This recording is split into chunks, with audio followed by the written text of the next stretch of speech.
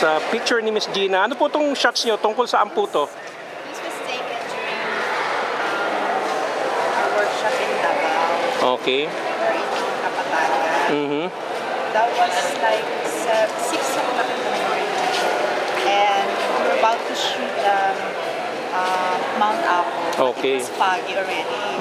So what we did was to have a contest with our students using a macro lens. Eventually, I don't have any macro lens.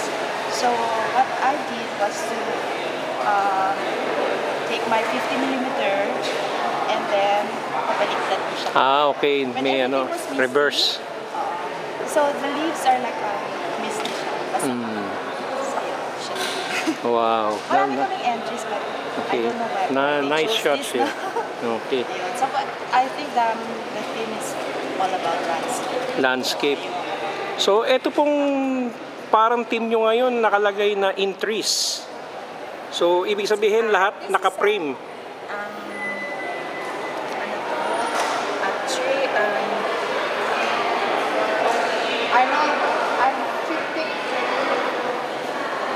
It's like a stitch strip, but we call it okay.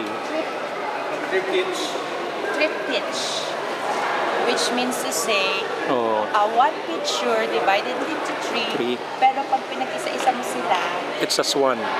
Pwede pa ring picture. Okay, yes. So yes. Okay. Okay. So even on a separate frame, let's take this example. Kung isa-isa mo nga, no, it looks like a photo on its own. Yes. Okay. So independent siya. Independent. But if you combine them together, it's one picture. Becomes like one whole picture. Okay. So anong term doon ulit, Sep? Triptych.